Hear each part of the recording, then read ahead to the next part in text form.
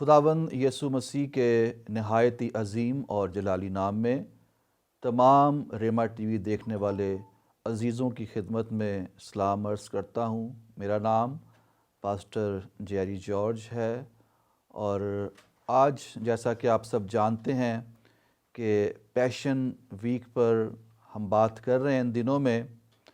اور یہ خداوند یسوع مسیح کی زمینی خدمت کا وہ آخری ہفتہ ہے جس میں بے شمار واقعات ہوئے اور بہت سی باتیں خداوند یسوع مسیح نے اپنے شاگردوں کو سکھائیں اور اپنی مصلوبیت کے بارے میں اور اپنے جی اٹھنے کے بارے میں بھی ان پر خداوند یسوع مسیح ظاہر کرتے رہے، اور بہت سی ایسی باتیں، ایسے کام، ایسے واقعات رونما ہوئے جن میں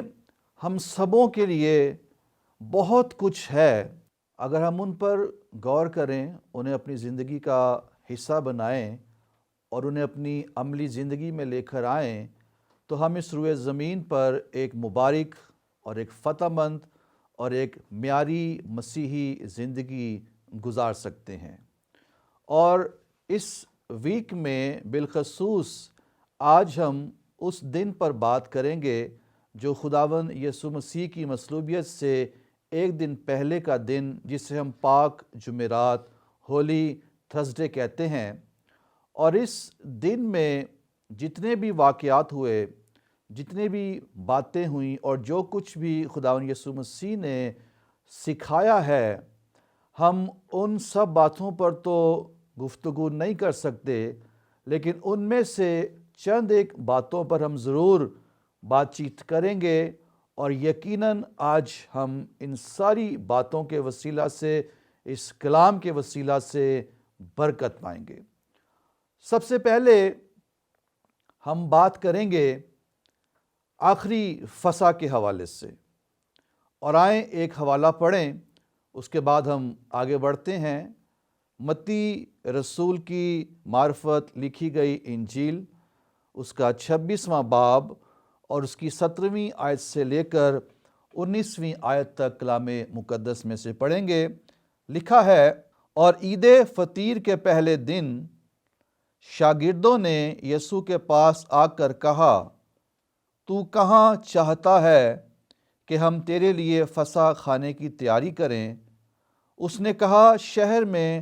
فلاں شخص کے پاس جا کر اس سے کہنا، استاد فرماتا ہے کہ میرا وقت نزدیک ہے، میں اپنے شاگردوں کے ساتھ تیرے ہاں عید فسح کروں گا۔ اور جیسا یسوع نے شاگردوں کو حکم دیا تھا، انہوں نے ویسا ہی کیا اور فسح تیار کیا۔ پاک کلام کے پڑھے اور سنے جانے پر خداوند کی برکت ہو، آمین۔ عزیزو، عید فسح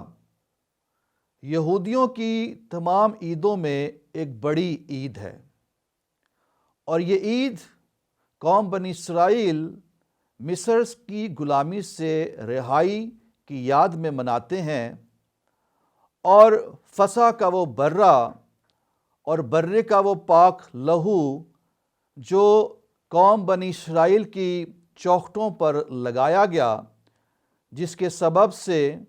تمام اسرائیل کے پہلوٹے بچائے گئے۔ مصریوں کے سب پہلوٹے تو مارے گئے، لیکن برے کے اس خون کو لگانے کے سبب سے اسرائیل کے پہلوٹے جو ہیں وہ بچے رہے۔ اور یہودی لوگ اسی دن کی یاد میں عید فسح کو مناتے ہیں، اور خداوند یسوع مسیح عید فسح کے موقع پر اپنے شاگردوں کے ساتھ اس آخری کھانے کو کھانا چاہتے تھے، اور شاگردوں کو فسح کی تیاری کے لیے بھیجا گیا۔ اور عزیزو، یہ جو فسح کی تیاری ہے، اس میں بہت وقت درکار تھا، اور فسح کھانے کے لیے چند ایک اصول تھے جو قابل غور تھے۔ خاص طور پہ عید فسح منانے کے لیے اور فسح کو کھانے کے لیے ضرور تھا کہ یروشلم کی فصیل کے حدود میں رہ کر اسے کھایا جائے، اور فسح کا جو برہ تھا اسے ہیکل میں ذبح کیا جاتا تھا۔ اور جب ہم تیاری کی بات کرتے ہیں اور خداوند مسیح نے اپنے شاگردوں کو بھیجا تو غالباً اس تیاری میں انہیں سارا دن لگ گیا، وہ سارا دن مصروف رہے، کیونکہ اس کی تیاری میں انہیں کیا کرنا ہوتا؟ پہلی بات، یہ بازار جاتے اور وہاں سے کڑوی جڑی بوٹیاں لیتے، جو کہ اس بات کی نمائندگی تھے کہ ان کے باپ دادا نے مصر کے اندر جو دکھ اٹھائے وہ ان دکھوں کی نمائندگی کرتے تھے۔ پھر وہ بازار سے کچھ فروٹس اور ڈرائی فروٹس لیتے تھے، جس میں سیب، انار اور کھجور بھی شامل تھے، اور وہ اسے پیس کر اس کا پیسٹ بناتے اور اسے کھاتے تھے۔ اور یہ جو پیسٹ ہے یہ اس مٹی، اس گارے کی نمائندگی کرتا تھا جو قوم بنی اسرائیل جس گارے سے وہاں پر اینٹیں بنایا کرتے تھے، اور وہ اس دکھ کو یاد کیا کرتے تھے۔ پھر جس گھر میں انہوں نے بے خمیری روٹی کھانی ہوتی تھی اس گھر کو اچھی طرح سے صاف کیا جاتا تھا تاکہ وہاں سے سارا خمیر جو ہے نکال دیا جائے۔ پھر انہیں پانی کی ضرورت ہوتی تھی اور اس پانی میں نمک ملایا جاتا تھا، اور یہ نمک ملا ہوا پانی جو ہے یہ قوم بنی اسرائیل کے ان آنسوؤں کی نمائندگی کرتا تھا جو انہوں نے مصر میں غلامی کی حالت میں بہائے تھے۔ پھر 4 پیالوں میں انہیں میں ڈالنے کے لیے 4 پیالے چاہیے ہوتے تھے جو وہ فسح کے دوران پیتے تھے، اور پھر ایک برہ جسے ذبح کیا جاتا اور اسے شام کے کھانے کے لیے آگ پر بھونا جاتا تھا۔ اس ساری تیاری کے عمل میں بہت وقت لگ جاتا تھا، اور شاگردوں نے فسح کی تیاری کی اور خداوند یسوع مسیح نے اپنے شاگردوں کے ساتھ فسح منائی اور اس کو کھایا۔ اور یہ وہ موقع تھا اور بڑا خاص موقع تھا کیونکہ یہاں پر خداوند مسیح نے اپنے شاگردوں کو یہ بات بھی سکھائی کہ فسح کا جو حقیقی برہ ہے وہ خود خداوند یسوع مسیح ناصری ہے، اور اسی کی قربانی اور اسی کے کفارے کے وسیلہ سے تمام دنیا جو ہے وہ اپنے گناہوں سے نجات پا سکتی ہے۔ اور وہیں پر خداوند یسوع مسیح نے انگور کے شیرے کو اور روٹی کو جب توڑا تو خداوند نے اپنے خون اور بدن سے اسے تشبیہ دی، اور پاک عشاء کا پاک ساکرامنٹ بھی وہیں پر مقرر کیا، اور خداوند نے کہا یہ میرا بدن ہے جو تمہارے لیے توڑا جاتا ہے۔ اور اسی طرح مے کا پیالہ بھی پیش کیا اور شکر کر کے ان کو دیا اور کہا یہ نئے عہد میں میرا خون ہے، جب کبھی اسے پیو میری یادگاری میں یہی کیا کرو۔ فسح کے کھانے میں خداوند یسوع مسیح نے حقیقی فسح کے برے کو بھی اپنے شاگردوں پر ظاہر کیا، اور وہ حقیقی فسح کا برہ میرا اور آپ کا خداوند یسوع مسیح ناصری ہے، جس نے تمام بنی نوع انسان کے گناہوں کے لیے صلیب پر اپنی جان دی ہے اور اپنا بیش قیمت پاک لہو بہایا ہے، اور اسی خون کے وسیلہ سے ہمارے گناہ مٹائے گئے ہیں، ہمیں پاک کیا گیا ہے، ہمیں مفت میں راست باز ٹھہرایا گیا ہے، ہمیں یسوع کے خون کے وسیلہ سے خرید لیا گیا ہے، اور ہم پاک ہوئے ہیں، اور اسی خون کے وسیلہ سے آسمانی باپ تک ہماری رسائی ہوئی ہے۔ عید فسح کے موقع پر خداوند یسوع مسیح نے اپنے شاگردوں کے ساتھ وہ کھانا کھایا اور پاک عشاء کا ساکرامنٹ بھی مقرر کیا۔ اور جب ہم آگے بڑھتے ہیں تو اسی دن ایک اور بڑا خاص کام ہم وہاں پر ہوتے ہوئے دیکھتے ہیں جو خداوند یسوع مسیح کی زمینی خدمت کے دوران خداوند یسوع مسیح کی حلیمی اور فروتنی کا نقطۂ عروج ہے، اور وہ کام یہ تھا کہ خداوند یسوع مسیح جو استاد، ایک ربی، ایک خداوند ہے، انہوں نے اپنے شاگردوں کے پاؤں دھوئے۔ اور اس کے لیے اگر ہم حوالہ دیکھیں تو یوحنا کی انجیل اور اس کا 13واں باب اور اس کی 3 اور 4 آیت ہم پڑھیں گے۔ یہاں پر لکھا ہے، یسوع نے یہ جان کر کہ باپ نے سب چیزیں میرے ہاتھ میں کر دی ہیں اور میں خدا کے پاس سے آیا اور خدا ہی کے پاس جاتا ہوں، دسترخوان سے اٹھ کر کپڑے اتارے اور رومال لے کر اپنی کمر میں باندھا۔ اس کے بعد برتن میں پانی ڈال کر شاگردوں کے پاؤں دھونے اور جو رومال کمر میں بندھا تھا اس سے پونچھنے شروع کیے۔ اب یہ جو حوالہ بھی ہم نے پڑھا اور یہاں پر جو باتیں ہم نے پڑھی ہیں، انسانی نقطۂ نگاہ سے یا انسانی رویے کے پوائنٹ آف ویو سے اگر دیکھا جائے تو ہمیں یہاں پر ایک متضاد نظر آتا ہے۔ پہلی بات تو یہ، یہاں پر ہم نے پڑھا کہ جب خداوند یسوع مسیح نے یہ جان لیا کہ سب چیزیں باپ نے اس کے ہاتھ میں کر دی ہیں، اس کے بعد کا جو رد عمل تھا وہ یہ تھا، خداوند دسترخوان سے، جو کہ ایک عزت کا مقام ہے، ایک رسپیکٹڈ پلیس ہے، وہاں سے اٹھ کر اپنے کپڑے اتارے اور شاگردوں کے پاؤں دھونے اور ان کو پونچھنا شروع کر دیا۔ یہ بات بڑی غور کرنے کی ہے کہ جب بھی کوئی انسان سرفراز کیا جاتا ہے، پراسپر ہوتا ہے، تو عام طور پر اس وقت میں انسان کے اندر ایک فخر آتا ہے، ایک گھمنڈ اور ایک غرور آتا ہے۔ لیکن جب مسیح خداوند نے یہ جان لیا کہ باپ نے سب کچھ اس کے ہاتھ میں کر دیا ہے، تو خداوند یسوع مسیح فخر یا غرور یا گھمنڈ سے بھرنے کے بجائے خداوند خاکسار ہوئے ہیں، خداوند حلیم ہوئے ہیں، خداوند اور فروتن ہوئے ہیں، اور اس عزت کے مقام سے، دسترخوان سے اٹھ کر انہوں نے اپنے کپڑے اتارے ہیں اور بالکل نیچے آ کر، نچلی سطح پر آ کر وہ کام کیا ہے جو کر کے وہ نمونہ یسوع مسیح نے دے دیا کہ مسیح جیسا حلیم اور فروتن کوئی بھی نہیں ہے، اور اپنے شاگردوں کے پاؤں دھوئے۔ اب یہودی کلچر کے اندر ہوتا کیا تھا کہ ربیوں کے جو شاگرد ہوتے تھے وہ اپنے استاد کے، اپنے ربی کے پاؤں دھونا اعزاز اور بڑے شرف کی بات سمجھتے تھے، اور اس بات کے لیے ان کے بیچ میں اکثر مقابلے ہوا کرتے تھے کہ ہم میں سے کون ہوگا یا کسے یہ شرف حاصل ہوگا کہ ہم اپنے استاد کے پاؤں دھوئیں۔ لیکن یہاں پر ہم کیا دیکھ رہے ہیں کہ ایک ایسا استاد ہے، ایک ایسا ربی ہے جس کی 3 سالہ خدمت کے دوران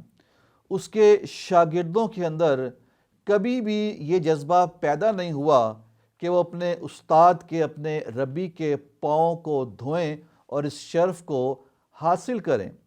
بلکہ اگر ہم لوکا کی انجیل کو پڑھیں تو وہاں پر جب یہ فسح کے لیے جا رہے ہیں تو شاگردوں کے بیچ میں آپس میں اس بات کی بحث ہو رہی ہے کہ ہم میں سے بڑا کون ہے۔ وہ بڑا بننے کی سوچ میں اور بڑا بننے کے خیال میں تھے، اور اس بڑا بننے کے خیال میں ان کے اندر یہ سوچ آئی نہیں کہ جو ایک بڑا خاص اور ایک بڑا اہم کام ہے کہ ہم اپنے استاد کے، اپنے ربی کے پاؤں دھوئیں، وہ اس بات کو درگزر کرتے ہیں۔ لیکن خداوند یسوع مسیح نے وہاں پر یہ نمونہ پیش کیا، اور مسیح دسترخوان سے اٹھا، اپنے کپڑے اتارے، اپنی کمر پر رومال باندھا اور ان کے پاؤں دھوئے اور انہیں پونچھنا شروع کیا۔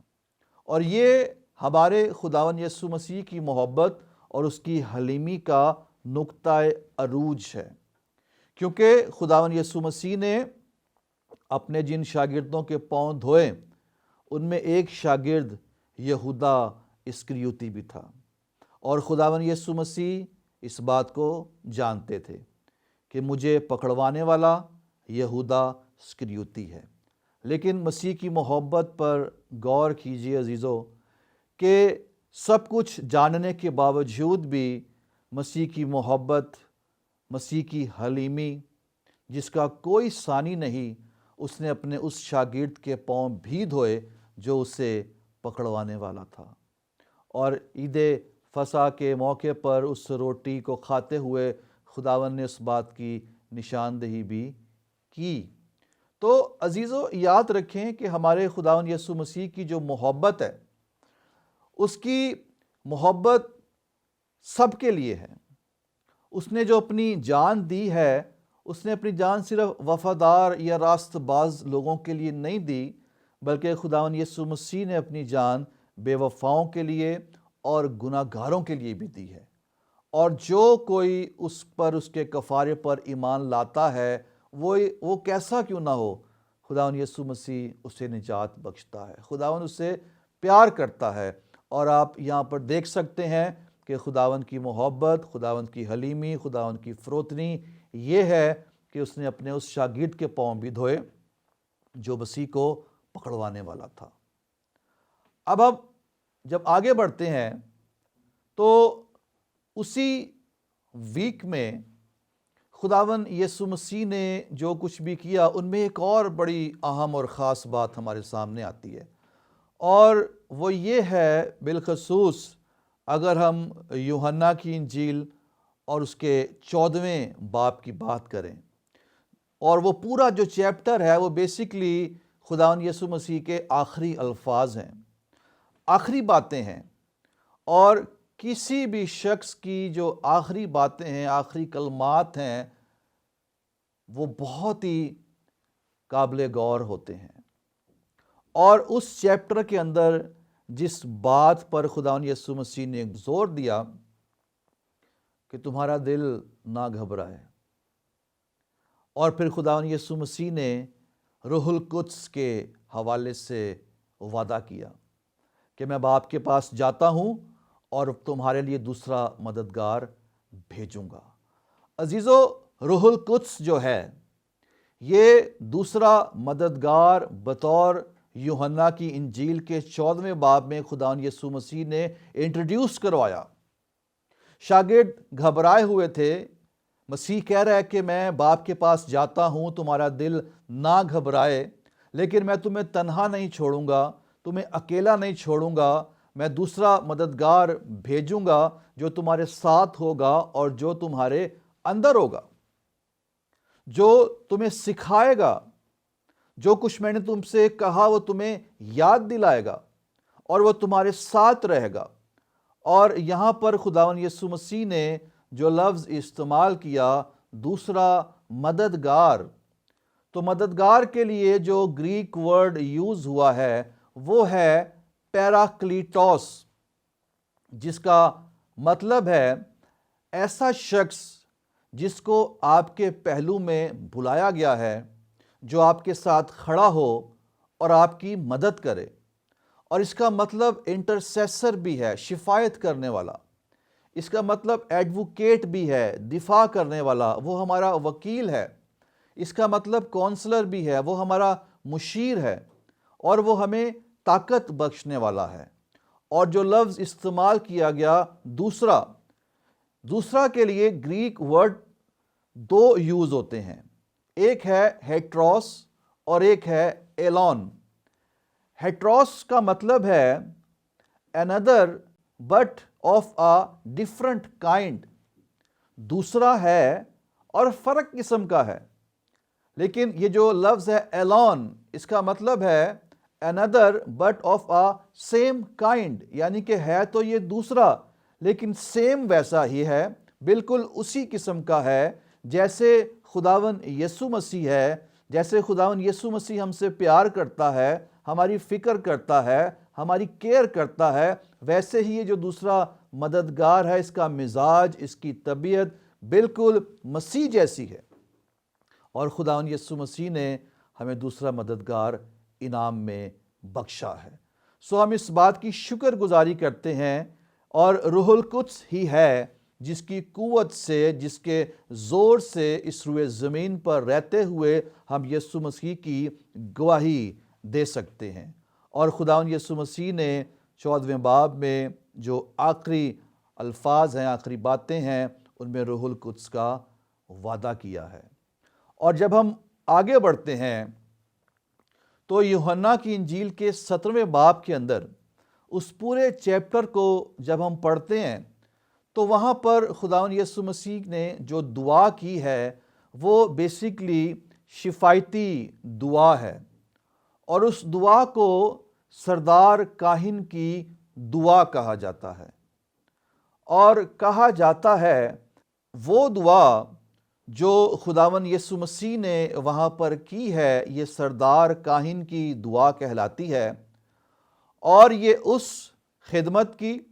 اس شفایت کی تصویر ہے جو آج خداوند یسوع مسیح باپ کے داہنے ہاتھ بیٹھ کر رہا ہے۔ وہ آج بھی اپنے لوگوں کے لیے شفایت کرتا ہے۔